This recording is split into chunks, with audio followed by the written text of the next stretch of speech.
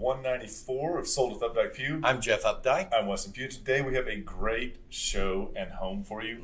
We have a home in West Dallas, and it's actually not just a home, but is an entire community that is coming up out of the ground as we speak. And in our second segment today, we're going to talk about the 4 things that most homeowners need to stop DIYing. It's a lot, and I will have to say that you're guilty of most of them. So stay tuned, and we'll tell you all about Jeff and what he does. So we just got done with Labor Day, and it was a great weekend. Lots of temperatures have come down out of the hundreds. I know my pool has. But the rain in the evenings and afternoons has really changed things. It has. It was absolutely beautiful this weekend, except for between 3 and 6 p.m. on Saturday, 3 and 6 p.m. on Sunday. Yeah. So, but, yesterday afternoon, it held off pretty well. I got caught on Sunday in the downpour that got worse as it came into Dallas, and had to pull over and wait out. I don't know, it was about 20 minutes until it passed, but it was basically whited out. We saw lots of social media posts where trees had come down, lots of power outages across Dallas, and it was a little too warm for most people to be 24 hours without heat or AC. My house was without power from about 2 p.m. Sunday afternoon until 4 a.m. Monday morning. And how warm did it get? Oh, you weren't here. Got it. We actually had a fish fry for probably about 25, 30 people, and we're thinking ahead and put the fryer in the garage close to the edge of it, and it worked out perfectly. So I'm not a professional, but I still have about 40 pounds of fish left over. I know. I froze it. Do another one. Not just, I still know how to buy fish. I just tell them a lot. Now 30 people, you buy 40 pounds less. A lot less. Golly. And what'd you do? Well, I took advantage of every possible pool opportunity I could this weekend. Okay. I did. I went to my friend Dan and David's house Friday night, and we do what's called a dive-in movie. And they've got an outdoor projector, so they project the movie up onto the edge of the garage, and you hang out in the pool. They heated their pool a little bit, so it was really a great time. It was really just a fun evening. Well, that is good. It was a good weekend, and I am just really thankful that September's here, and the other morning it was 66 degrees. So here comes fall. And speaking of, let's talk about the market and what is happening right now in that. Okay, market update. Market update is really just reflective of fall, I feel like. Coming soons are down 5%. There's still 60 coming soons that were in the MLS Dallas County last week. The number of new active listings shot up to 369. That was about 4% above the week before. And homes that went into the option period part of the contract was up 1% to about 344 homes. And pending. Once a contract has been agreed upon and the option period is over, it typically moves into the pending status. And that's up 4% to 162 units versus 156 the following 7 days. And then we transition into solds, and that's up 12% to 362 over 322 the week before. Now, typically that's going to show a higher number because a lot of times transactions close at the end of the year. So you see this little bump, and we'll see it come down week to week. This is just how the trajectory flows during the month. And this is what we like to do, is take this snapshot of all of us, of what is happening in Dallas. But one of the great things is that we can actually set this up for you so that you can see this information at home in a zip code, a school district, a neighborhood, so that you get that data as quickly and as accurately as you can, because it's really important to have that. As we all know, in the last 12 to 18 months, if you didn't see it in the first 4 hours, it was a tough time to get in. It was. And this is really good because what we can set up and send you is also dynamic. So as things change in that area based on the criteria that you ask us to set up, you're going to see all those changes happen in real time. Yep. It's really a cool process. It is, and it's really important to stay up to date. So what we're going to do now is we're going to switch gears. We're going to talk about this really exciting home. As I mentioned in the beginning of the show, it is not only a home, but it is also a community that is coming out of the ground in West Dallas. And the street and the house that they have on the market right now is going to be 1011 Nomas. So if you're not familiar with this area of Dallas, it is really one of the growth spots that we're all keeping our eye on, as are a lot of the developers. And this is West Dallas, which has really seen a big influx of commercial industry, a lot of newer homes being built over there. There's a couple of David Weekley neighborhoods that sold out pretty quickly. You have access to all of the restaurants and everything, but right there in that neighborhood, one of the really cool things is called the Ana Martinez Recreation Center. And this is a neighborhood center named for Ana Martinez. If you don't know about her and her history of Dallas, please look into it. She's really a very fascinating woman. Also, it is right across the street from the elementary school, the Lorenzo de Zavala Elementary School. And the elementary schools in DISD are really where all of the good things are happening. We're seeing it happen in the middle schools and the high schools too, but we're seeing more and more of our elementary schools that are really becoming great schools. Yeah, a couple of weeks ago, we actually were just evaluated at an 86 for DISD, and that gave us a B rating, so that's great news for home values and for schools in general. Trinity Groves is an area that has really exploded in the last 5 years. And one of the great things about the concept of Trinity Groves is that Trinity Groves started off as a multiple incubator location. And so restaurants came in and they got to try out. And now they've kind of transitioned to full restaurants. One of the things that I love that they've done now is they have a lot of outdoor seating area, and they brought in a lot more ways for you to enjoy the sports with seating, with picnic tables, as you wait for a table, or if you just go there to have a drink. It's a really great concept, and it is one of the first of its kind in the DFW area. And this was really the big impetus for West Dallas kind of coming to life. They did the Calatrava Bridge across the Trinity River, and then they took the old Commerce Street Bridge, which was right there, and converted it into a new pedestrian bridge that is now called the Ron Kirk Bridge. And if you've not been out there, it is a really vibrant, cool place to go.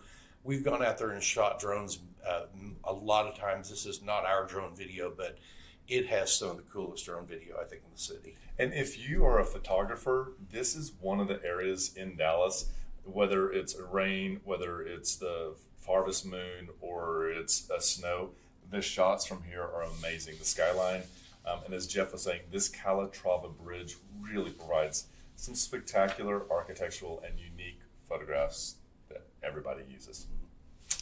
All right. So let's jump off into our property. So let's jump. Okay. We're going to talk about 1011 Nomas Street, and this is a 2-bedroom, 2-bath, 2-car carport. Comes in at 1570 square feet, and it is just amazing. The exterior on this has such a really cool vibe to it. You can see how they use the dark windows with this, the cementous fiber stucco exterior, the metal roofs. They've really put a lot of thought into sustainability and longevity on these homes. I couldn't agree more. I was taken when we first looked at these and told Jeff we have to feature these on the show, because if they're half as good as they look in person as they do in the photos, it's a no-brainer. So what we're going to do is we're going to show you some pictures, and there's a couple of models here, and so we'll work through the 3 floor plans that they have available and kind of point out the nuances of each one of these and kind of walk through what we're looking at, what makes them so special. So this is a shot that is, I think that must have been the C plan, if I'm not mistaken. This one right here is the C. That was the Z. Okay, this is the C plan. You can tell many of these have that very popular kitchen, open to living room, open to dining room concept. The vaulted ceilings in these really, I feel like, give it so much more light and just volume than you would normally see. And it may only be 1,570 square feet, but it lives much bigger than that. And I think we were so lucky because we got to see these as they were being constructed. And so it was really neat to see that, like, I want to know that the the baseboard is not MDF. It is solid wood, so it doesn't bust when it gets wet. They've also recreated that on the window seal. So it's starting to tie these elements together. The polished concrete, I thought, was such an excellent get. You know, when you're trying to get Energy Star certified homes, one of the ways to get a huge boost in that is by using polished concrete. So not only do they have really great elements that make them environmentally sound and work well indoor and outdoor, but they're designed really great.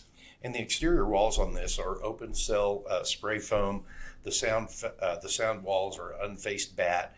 And then in the attic, you have open cell spray foam as well. And it really encapsulates the house, so you have virtually no energy loss whatsoever. And living in a house that was similar to this, I fell in love with it, and so did my wallet on the electric bills. Now, when you transition, you've got 2 bedrooms, and this is what we're going to look at as the master. They've done a really great job, and they didn't highlight it here, but there are 2 switches on either side of the bed, I think, that are perfect probably for plugging in lamps, or could really work for future sconces that you wanted to use. And they didn't miss. So we're moving into the master bathroom. It's a dual vanity, sculpture tub, and it has a walk-in shower. I really am drawn to floor plans that keep these minimal and allow for the different decorations to rotate both seasonally and as times change. And so we have a really clean and solid background here. And this is the secondary bedroom in this floor plan. And, again, very, very good sized room. It lives a lot larger than you really think that it does.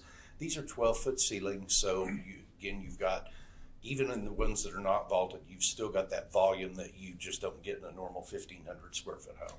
And I was so happy to see that they did not skimp on the guest bathroom. So it just makes me go, they kind of get it, that it's all working together.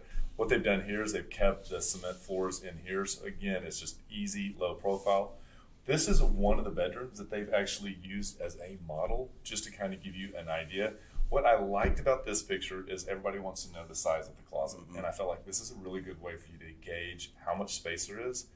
But then I also wanted to point out that the light, how much great light there is. We also saw a sticker on one of these windows that said argon gas. So not only are they double pane, but they are also filled with an argon gas. And if you're not familiar with that, it's one of the great ways to stop heat transfer in and cold transfer out, and vice versa.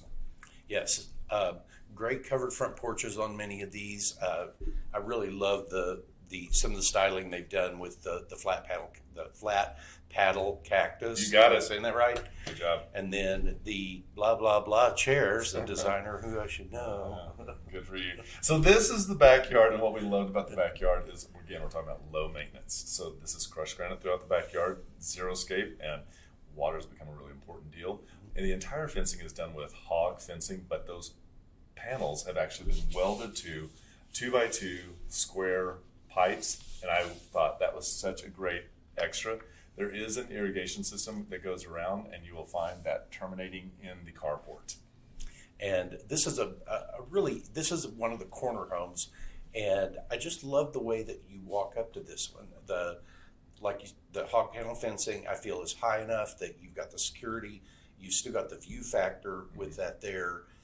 They have done a lot of ancillary planting, so you've got some mature landscaping that you move in with. And can I point out that they've done such a great job with the color selection? So it's dark galvanized gray, or it's a light gray. The stucco is either dark or light white, but they also do one of the porches in the deepest, almost Ralph Lauren blue. Again, we're talking about a really strong concept of living in and out. The appliance package, good gosh, it comes with a side-by-side with a lower freezer refrigerator, gas cooktop, and I loved the fact that it just laid itself out so well in that kitchen. They really did, and even when you got over into the bathrooms, I feel like they selected everything perfectly. Yep. These are the floor plans, and you can see you've got C, Z, and L. One of the great things, if you need a lot of backyard, the L allows for that. If you like 2 different seating areas, the C is perfect because it has seating off of the kitchen and then in the backyard. And then here is a list of all the floor plans, the location, and the color palette. Now, we're noticing that lots and lots of developers are making all those decisions for you now. They are, and it's tending to make the process, take a kink or two out of the process, because sometimes when you start doing any kind of custom work at all, it really drags you down. So 1101 Nomas Street is a 2-bedroom, 2-bath, 2-car carport. These are built in 2022, and they're about 1,570 square feet. This unit is priced at $579,000, and that brings it in at $368 a square foot. And we'd like to say thank you to Kathy Hewitt and Jason Saucedo for letting us talk about these homes. It is amazing. So what we like to also do, because we know we talk fast and this is happening in 7 minutes. We provide you links so that you can look them over in your leisure. You can zoom in, zoom out on that map, share it with a coworker or a family or a friend or someone who is in the market. And if you'd like to see it, let us know, and we would be happy to make that happen. With that, we'll be right back. Did you know there are a lot of ways you can keep up with us? For starters, every Wednesday at noon, we host Sold with Updike Pew, live from our Facebook and YouTube channels. Our show is dedicated to featuring some of the best homes in the Dallas market and about sharing timely information about market trends. But don't worry if you miss the show, because you can always listen to them on SoundCloud, iTunes, and Spotify. Still want more? Follow us on Instagram, where you get a first-hand look at what it's like to be a realtor. It's not always previewing homes for clients or getting them ready to go live in MLS. Lastly, visit our website and you'll be able to create a custom home search tailored specifically to your wants and needs that's timely and accurate. Whether it's square foot, location, or the neighborhood, we have you covered. If you'd like to know how much your home is worth, we can help with that too. Just visit homeprice.fyi, enter a few pieces of information like your home address, and we'll email you a price. When you're ready to talk real estate, you can reach us online, by phone, or by text at 214-377-2223. And remember, we want to be realtors for life. Hi, everybody. Welcome back to the second segment, episode 194, Sold with Updike Pew. I'm Jeff Updike. I'm Weston Pugh, and today what we're going to talk about is 4 DIY projects that sellers should never do on their own. This is one of those things that's really important, and I think that so many people think that they can do this. And as we were kind of getting ready for the show, I was kind of thinking about what we were going to talk about. And I wish we could put an asterisk beside your name right now, because I think you've probably done all of these. And I was trying to think of who you reminded me of in this. And do you remember Alice? Yeah. The show Alice? Yeah. Okay, so the character that was the super that had all the keys on his head, he could fix everything. And that, my friends, is Jeff Updike. You have helped people. You helped Richard and Ryan reprogram or do something to their gate opener because it didn't work right. And that's just one that I can think off the top of my hand. But you can really do a lot. Couple that with the other superpower of the internet. I don't know if it's dangerous. There's a lot. It's fun. I enjoy doing it. These 4 things are not things that the normal homeowner really can do without some basic training. Right. And our number one is electrical work. And I think that small stuff, I think that right now that the LED light bulbs that are in the 110 outlets, in the can lights, I think that's something that's simple to do.